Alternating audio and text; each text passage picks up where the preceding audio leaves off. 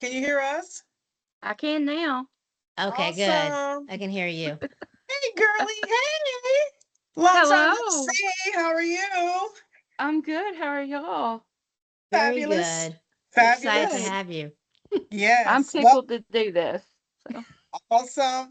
Well, before we start, we always like to honor and let them know why we want them here. Look at her eyes getting big. Yes, we want to honor you. First and foremost, we want to thank you for honoring us and allowing us to speak at the Kentucky Sleep Society meeting, inviting us. That was so rewarding for both of us. And we felt like, well, she showed us some love and we wanted to show you some love.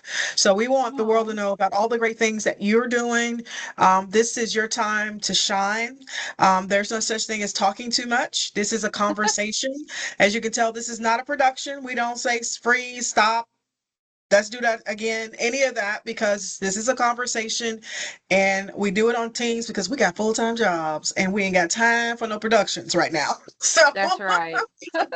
so we wanted to let you come on and shine because when we were there with you, that's what you allowed us to do. And you were just, you need anything? You need anything? And you were so thoughtful and we truly wanted to appreciate it. But Kelly has something to say too. Yes, so Okay. I'm very excited to have you on, Amy. We have similar backgrounds. I love that you're a respiratory therapist, you're an RPSGT, and you are CCSH. Mhm. And I think I may be not remembering correctly, but I know you were doing some form of navigation in your hospital, or you wanted to do something that similar to what we're doing. And it was in October when we last spoke. So I'm looking forward to just to Mhm. hearing about you and what you're doing now. So Okay. why don't you tell everyone how you got into sleep, and then go from there. Okay. Are we starting now? Yes. Started a long time Okay. ago. Okay. Well, thank y'all so much for inviting me to do this. We had an excellent feedback from both of you at our conference, and just Awesome. people felt engaged and they learned a lot. And I was so happy I found you on LinkedIn, and I'm keep up with everything y'all do. So I'm very honored to be here with you. And so my story is I actually started out as a chemical engineering major. Oh, wow. Um, I love chemistry. I love everything about it. And I always knew I wanted to be in medicine, but I wanted to be in a different aspect of it. But you get to college, and man, my brain can't do calculus. And I tried and tried and tried, and I just couldn't, my brain just could not do it. So I ended up coming home. And my mother was a pediatric nurse, and she said, well, why don't you come shadow respiratory therapists? Yeah, she said there's a lot of chemistry in that job, and I think you might like it. So I went and spent 2 days following a NICU therapist. And I was like, okay, I can do this. These babies, I love this. So I went to respiratory therapy school, started working as a student in 1999. Um, and once I graduated, I stayed there. I got my um, certification. I got my registry, all the things, all the letters behind the name. And one of the things about me is that I worked night shift. I was a night owl. I loved night shift for a long time. And on night shift where I work at, the charge respiratory therapist had to relieve sleep so they could go get lunch. And so after doing that a couple of times, I was like, okay, hey, I want to know what I'm looking at because this is kind of interesting to me. So fortunately, the two of the guys that were working, they were very talkative and told me about it. And any chance I could, any break that I had, I was sitting up in that sleep lab learning something. But I never got the chance to get on at that sleep lab. So it was a couple of years, I think in about 2006, maybe. Little rural access hospital, 25 beds. They opened up a sleep lab, and the girl that was doing the studies was going on maternity leave, and they needed somebody who could just do a hookup and let the study run. So I jumped on it. I took that job. But I was still so curious, and I wanted to know what's going on here. Why am I seeing what I'm seeing? So I took another PRN job, and that's who taught me how to score, who taught me everything I'm looking at, apneas, hypopneas, central apneas, taught me how to titrate, and I stayed there for 15 years Wow. total. Oh. Yeah, and I eventually got to the point where had some personal medical stuff go on, and I think we're all of a certain age when menopause hits. For some reason, that night owl thing doesn't want to work anymore. And I just so happened to know that there was somebody leaving at the hospital I started at, My and goodness. the got that opportunity, and they said, would you want to do day shift? I said, yes. Just real quick, yes. And I've been there for, this will be 5 years in September. Awesome. You're like most of us. We fell into sleep. It wasn't like I'm going to be a registered polysomnographer technologist when I grow up. It's like Right. boom. I fell in it and fell in love with it. And I still love it. Same here. Same here. So where do you think sleep is headed with what you're doing now? Um, I have a feeling that we're going to be an even bigger part of people's personal health. I've always looked at sleep as part of wellness and prevention, which I kind of like to champion it that way, because if you're sleeping good, things in your body have the potential to work like they need to. If you're injured, if you're sleeping good, your body heals better. Mm-hmm. If you don't rest, the healing doesn't happen. So I believe that if we can prevent things from happening in the future, like heart attacks, strokes, Alzheimer's disease with the research that's coming out now, why not? Get in sleep. If I you're not love it. sleeping good, go see a sleep doc. That's Have where I you think we're headed. have you been able to do any navigation at your hospital on the So inpatient side? since I saw y'all in October, I have visited all the specialties we have at our hospital to get them to send us patients. I've gotten in touch with Emma Cooksey, who does the Project Sleep, and she sent me about 300 different little of those little postcards she has. I've deposited them around the specialty offices, um, to get people to ask the question. You get them to ask the question, you're going to get a referral out of that. Um, so I just go around and I talk to who I can. I've been doing a lot more sleep educations with my patients that have them come into the lab. I get to spend an hour with them, which I love. A lot of people don't have that kind of time, but I do. And I spend an hour with them and we talk and I try to make them feel comfortable so they'll actually tell me the truth. You got to get on that little, you got to get in there with them. And so we've just been really trying to expand it to a real full navigator program. Um, I think one of the most enthusiastic specialties I talked to were anesthesiology. Mm. Fortunately, there's one of them that is one of our patients, so he already knew what I was coming to talk about. Um, but he kind of got the others on board, and I said, "Y'all are right there. They're asleep. They're doing more um, using the laryngeal airways instead of intubating people. It's like Mhm. you're going to see them if they have sleep apnea. If you're going to see them if they're having centrals, by all means, Your doctors, you can write that referral. Send them to us. If they need convincing when they wake up, I'll come see them in the PACU. You know, Awesome. I have no problem going downstairs and talking to them.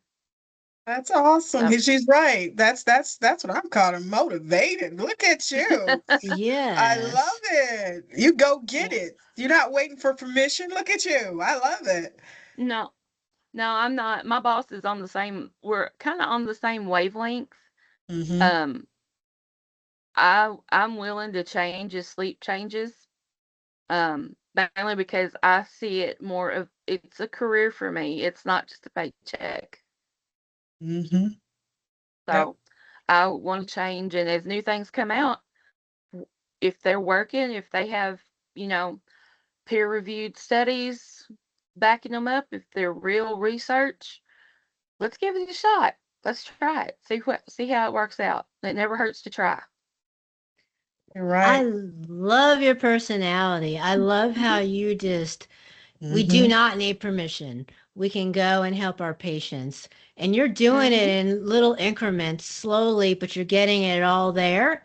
And I Mhm. love it because our audience, they really need to hear you, which I'm so excited because there's so many, there's lots of people doing it that we don't Yeah. know of. And there's lots of people that want to do it that have no clue and they may give up too easily if you hear no, or perhaps they don't have a lot of support from their management Mhm. team for whatever reason. So you did it anyway. That's how we are with our team at the community health.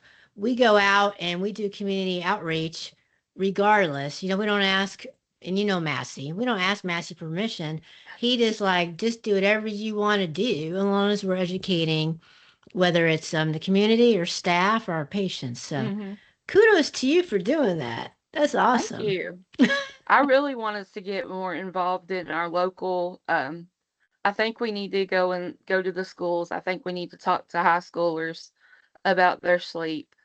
Um, I think we need to be in more of the health fairs around because I'm like, why don't they ask us to do them? Yeah. And Sleep is health. it is. Exactly. And the when you're talking about talking to the students, you need to get to the parents. Because I have to tell these parents so many times about their teenager that's going through puberty. Well, he just doesn't want to go to bed and he doesn't want to. And I'm like, hold up, let me tell you about what's happening to the body and why it's happening. And it's normal for this to be going on. And then I always plead with them, especially grandparents, because old school, you get your butt up on Saturday, you clean up, right? So I have to Yes. tell the grandparents, why don't you let them sleep in? I said, they're Mhm. exhausted. You told them to go to bed at 10. They didn't go to sleep till 1, and they still have to get up at 5 to go to school. I said, you don't Mhm. know all that because you think their eyes are closed or they're not moving and phone is off until you leave the room, they put the phone back in their face. But just allowing them the time to rest. And a lot of times parents don't understand the biological reaction of sleep for children and adult and teenagers, and then they're on adult schedule. They're Mhm. on our schedule because just like today we had weather here that wasn't as good as we would want, with tornado watches and everything, so schools were out. And parent I had one lady, she couldn't even talk to me. I said, are you a parent? She said, yes, my child was out of school today and I'm still trying to get myself together. But Well, that we had that happens. weather. We had that Yes, weather you did. yesterday. Oh, you had it yesterday. Yes, and we were fortunate because about it'll be 5 years this year. We had a big tornado come through here, Yes. and I ended up losing my home. But Oh, I my didn't know that. Okay. parents, I moved in with my parents. Yeah, and they're fine having me here. My dad really, cause my mom passed away a couple years ago, so we're buddies. Um, but I was getting a little nervous, and I was like, I think we need to have a bag ready just in case, and all that. And oh, it'll be fine, And it was almost 80 degrees here yesterday. Today was 33 and snowing. So it's just like this weather. And one of my nurse practitioners I work with, we were in a group chat telling everybody, be safe, take care of yourselves. And she said, I don't know whether to go ahead and put my kids down to bed because I'm just going to have to get them up again if a siren goes off. And I said, put them to bed. Just put them to bed. You're a sleep nurse practitioner. You know better. Put them to bed. Safety first. Yeah. Sleep Yes. second. Yeah. And the one thing about getting into schools too, if you start doing community outreach, and in Georgia, we have a shortage of registered sleep technologists. If you Mm, have a shortage in Kentucky, you can almost do two things: promote sleep and then try and recruit. yeah. Do you guys have a shortage there too of We technologists? do. We don't have any sleep schools in Kentucky anymore. Really? Um, yeah, we did. A couple of the community colleges had a sleep program. They closed them because number one, they weren't passing the test, and number two, they couldn't find jobs because I think sleep is a field that once you get in it, you don't really leave it until you're ready to retire. Because to me, it's great. You're coming, somebody worked 60 hours a week on my feet, 12 hours a night, not knowing if you're going to get to eat or even go to the restroom. And here you are, you're like, oh, I have 3 patients this morning and I've got 4 this afternoon. Great. I'll get my hour lunch and, you know, all that stuff. You go from having 30 patients to having here 2 at maximum, you know. But yeah, we don't have any new registered techs to choose from. And I don't know, I really don't know where that's going. I'm not a fan of the AI stuff. I mean, I think you miss out on the human touch. When you say the AI stuff, what are you talking about, Amy? I'm talking about like the auto scoring and all that. I think if you just miss out on the human touch if you're relying on a computer so much. What are you going to do when that computer fails? Because it will inevitably fail. They all do. Mm-hmm. So you need to be able to do it with your hands and with your head and not just rely on something technological. I think you're talking about them critical thinking skills. Yeah, just a little bit. Yeah, It just a little bit. helps, in healthcare, you know. It does Mhm. help. Hmm. It does. I know it's something to how we are leaning towards the convenience of things. And I had a meeting this Saturday with some groups of friends, and I told them the reason why I wanted us to meet is because people are losing that communication, that touch. Yes. And when you're together, you can kind of see when someone's falling off or someone's going through something. You can hide on the screen, and then nowadays Yes. you don't even have to put your face up anymore. Just put up a little something, you don't have to Hmm. even put your camera on. So you're missing on that contact and that ability to say, I'm here for you. I got you, or I see you, and Hmm. everybody wants to be seen, heard, and they want to know they matter. And when you Right. get together, you're able to do that. And I just like even with being a night tech, having that time with that patient, a lot of people are doing it at home, and then you got to do it in the lab anyway because something happened while you were doing it at home that you didn't quite do it right. And just having Hmm. that tech there to say, hey, it's going to be okay. We got you. What if I have to go to the restroom 20 times? I got you. Just let me know when you have to Yeah, go. absolutely. You Yeah. just have to build that rapport. And with me, I have social anxiety. I can't do public speaking for anything. But like sitting here talking with y'all, 1-to-1, 1-to-2, something like that, I'm fine with it. So I have a good ability with my patients. It's like there's a sign right here on my forehead that says, "Tell me all your troubles." I love it. So, and my sleep doctor is a psychiatrist, so he's wore off a little bit on me.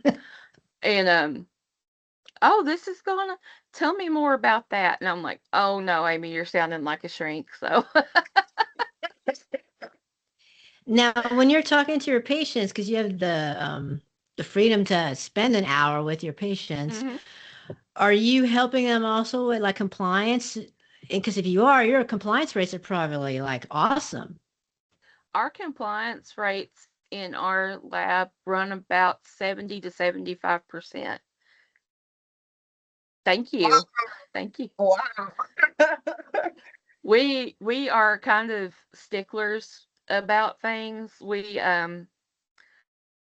I have the pleasure of working with amazing providers. I will praise them for everything. They really reinforce with the patients that if they are having trouble when they get set up, they need to either call the DME or call us because they can get in and see me same day. Sleep ed does not require an authorization. You bring yourself on in. Hmm. Um, the DMEs, sometimes they are helpful with mass changes, sometimes they're not. But I can, excuse me, Mr. Pollen's flying around up here. Yes, he is. Um, He's everywhere. um, You have some I can water near talk. you? Yeah, thank you. Hmm. Yeah, so yeah, it's I want you to name your doctors. Let us know who these great doctors are when you finish getting you some water. But Okay. it is awesome how you're I think what you are doing where you are again is just working in excellence and you have a standard. And I do. yes, and that's what we need. So many people are willing to, well, this one time, and this one time comes, it becomes a regular, it becomes normalized. And we can't do that, especially when it comes to our patients. There is a standard that you need to meet, and we're here to help you meet it. If you feel like you need some more assistance, that's what I hear you saying, then we got you there too. Mhm. And I think that's something, and it's not, I don't like to say that we're holding any hands with anybody. I think what we're doing is we're seeing the human being in front of us because we all struggle with something. You know, we don't know that some people are struggling because they've had some trauma in their lives and they can't wear a CPAP because they won't talk about it. They never told a soul. But you see the fear in their eyes when you try to put a CPAP on their face. And at Mhm. that moment, that psychiatrist of yours, that little thin being in you sees, oh, this is frightening. We need to do something else. And being able to see the human being in front of you, it just changes everything when you communicate. Because I told a nurse this, she was talking about something and she was upset and she said, well, they're not going to do this to me. And I don't, she was coming from a place of anger. And I told her, I said, you know what, if you come from a place of being a human, then when you see it happen to someone else, then you will speak up. But when you come from that place of anger, that limits you because you're only going to Mhm. protect yours and what you see that's hurting you and not someone else. So you being able to use that, what you call it, his psychology, Yes. is awesome because it is needed in our field because there are people who have that fear. And you don't, if you're not paying attention, you won't see it in their eyes. Mhm. I'm personally, I'll confess, I'm a terrible CPAP patient. I'm terrible, and I don't like things touching my face. I hate it. And I know what it comes from. It comes from being young and being avid playing sports and having my nose broken a few times. Mm-hmm. That's exactly what it comes from. And it comes from the CPAP being painful for me. Um, Mm. so I wear an oral appliance now that has really helped. I feel better. I'm not fighting with the CPAP machine. I still have it, but I do feel better. Good. You know, my blood pressure is good. I'm doing okay. And I have RA. I have pain, but when I sleep better, my pain is better. Mm-hmm. So I wear my little thing that makes my jaw go forward, makes me talk funny when it's in, but I don't care. Uh, and I tell people that I struggle with using CPAP. I'm honest with my patients, and I tell them why. But I did take a step. I went to an ENT. What's wrong with this thing? So my turbinates were great big. So I went through a month of doing the neti squeeze bottles with bacitracin ointment and pulmicort mixed in with it.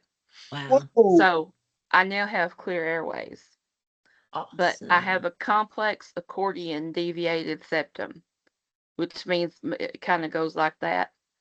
And we're not getting that fixed. That's not happening. But, I have the ability with people that tell me, oh, my nose has been broken too. Have you ever seen a doctor about that to see if there's anything left over? No. Let me give you the name of our ENT. 'Cause we're a small hospital. I have 2 ENTs. That's it. I can, and I know them both. Like, hey, this one will take care of you. You might do better with this one. That sort of thing. Mhm. And I've sent somebody to the cardiology department before because I'm like, yeah, I don't think this is what's going on with you. I think you need to get that heart checked out. And they never been to a cardiologist before. It turns out they were in AFib. You just have to you sit there and you listen to what, because they will tell you one way or the other what is going on.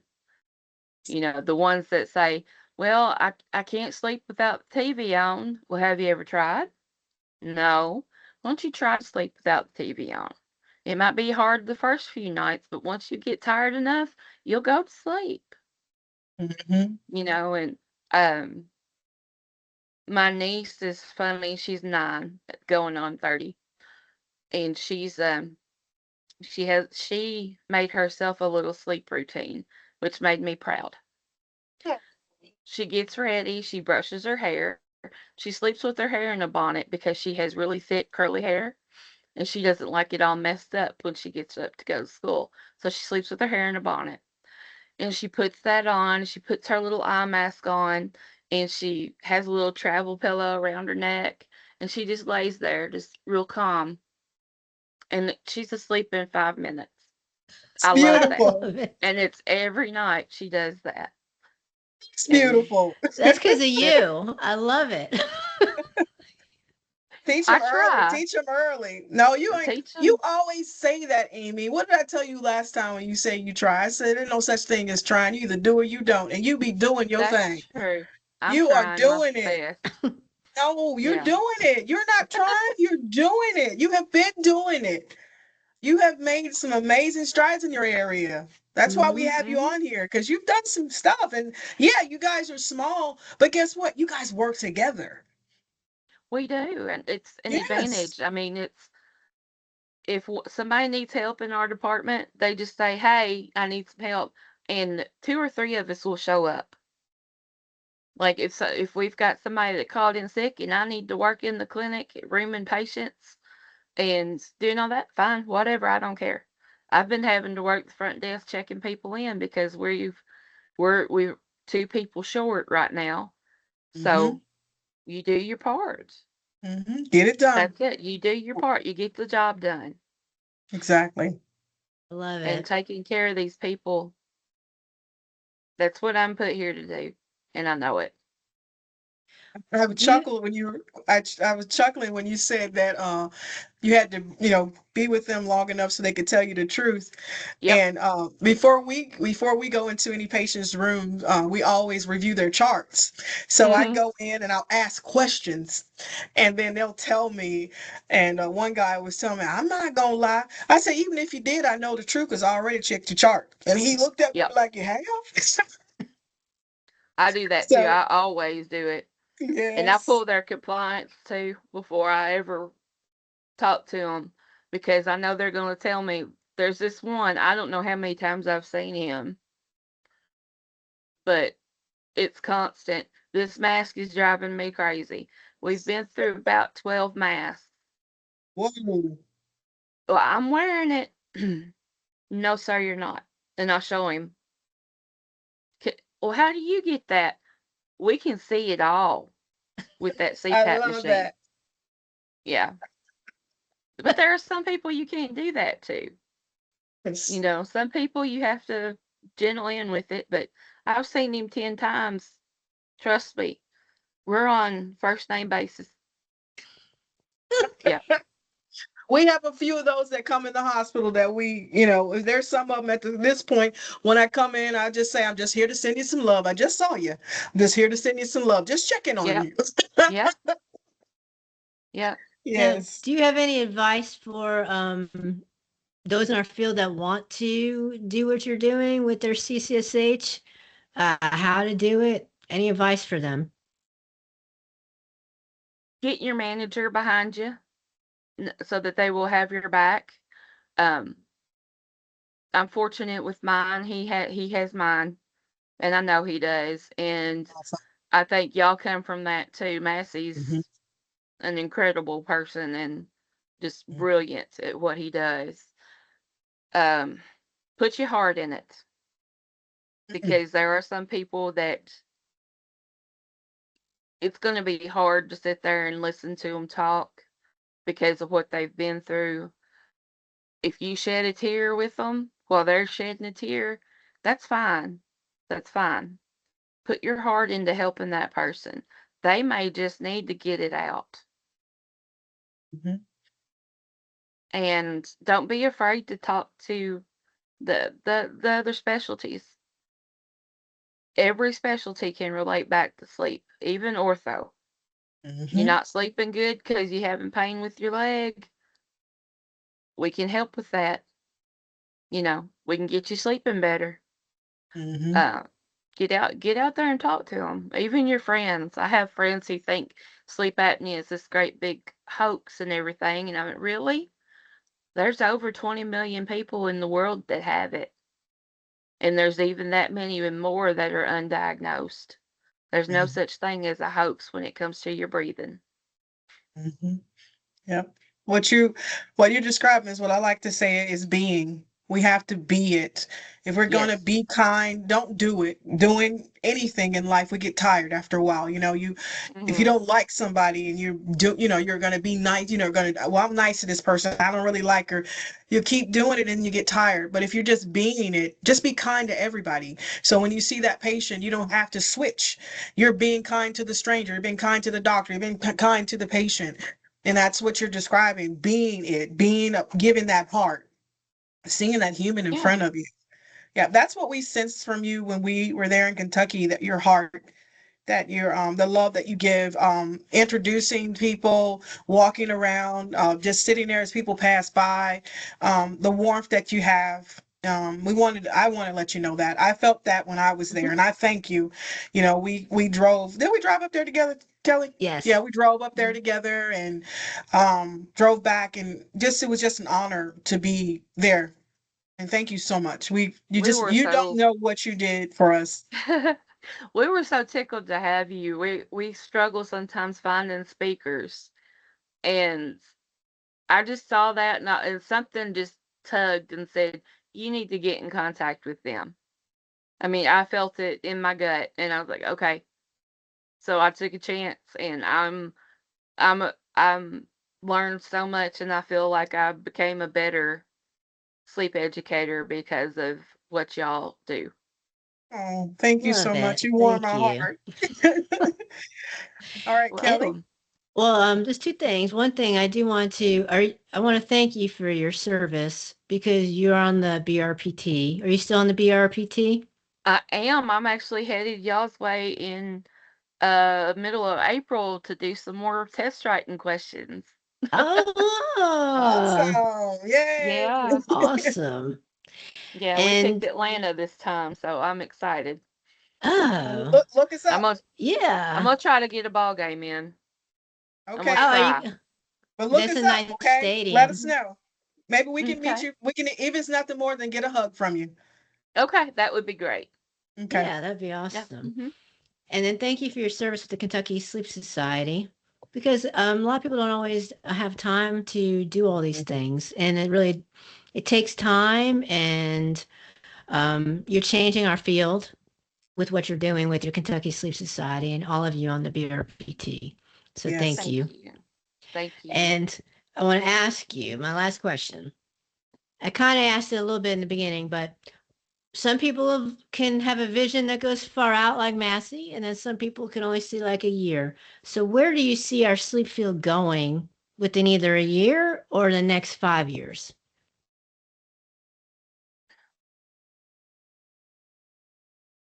It's interesting to try to answer that because you never really know, especially because we have, I believe there's been FDA approval for a sleep apnea pill now. Um, we have KPAP coming out, which I need to learn more about that. I'm not quite sure what the difference is, but I shall see, and I will find out. Um, I don't see the field disappearing. Some people say that it's dying. I don't see that. I see actually see us getting busier in the future because the more technology comes around, the more people are going to be addicted to it, and they are. Um, the the worse their sleep's gonna get, and I don't see us going away. I see us getting bigger. I And love it. I want us to get bigger. I want us to be part of wellness and prevention and all of that. That's what I want. And I'm so tickled that you titled this "Sleep is Magic" because I've always thought it was. Mhm. I have an imagination. I'm a reader. Um, and I've always had the ability to read things and I can see it happening in my head. That's magic to me. And it's also magic when I continue to dream it. Mm. So, to quote my favorite rock star, Bruce Springsteen, you got to show a little faith because there's magic in the night. And that's true. Sleep is magic. Magic happens at night. So, I want us to all keep dreaming any way we can in sleep. If you think you've got something and you think it's going to work for somebody, you do your darndest to get out there and make it happen. Kind of like you said, don't try, do it. Get up and do it. And that's the best thing I can think of to say is get up and do it, and our field will be here for a while. Girl, you Love it. wait a minute, I had chill bumps first and foremost. Then I'm about to cry. I was like, oh, well, I'm getting all emotional. Well said. That is a place to end. Oh my goodness. Like I said, you are amazing. And I want you to know that you are. And don't you Thank ever you. dim your light and don't let anybody tell you that you are not working in excellence. I Thank tell them you. at the hospital all the time. If you know you're working in excellence and someone comes to you and questions what you've done, don't take it personal. First and foremost, you ask them, what could I have done differently? But you Hmm. never say you didn't do your best. Don't ever. That's You right. are doing your best in what you're doing. So keep doing what you're doing, girl. Oh my goodness, this Y'all has been a too. pleasure. Thank you. Y'all too. Keep it up. We promise you we will. Aren't we, Kelly? Yes, yes. Thank you for coming on. This has been awesome. And you're going to Yes. resonate with so many of our listeners. And you're going to probably motivate and excite so many people Mhm. too. So Oh, thank you, I I Amy. hope agree. so. I hope so. There's You so many will. people that get tired of just running sleep studies every night, and it's like that's not all we do. You Hmm. know, there's so much more out there that you can do with this. You know, Yes. Yes, you could be a sleep coach for a professional basketball team. Mhm. you could. That's right. I love it. Yeah. I mean, you know, I swear my Cubs need sleep more than any other team in Major League Baseball. So, I mean, I'd love to work for them. But anyway. Awesome. Never All right. know. You know, I know. One of these days. One of God, these days. she's ready. All right. I'm going to stop the recording. Hang Okay. on.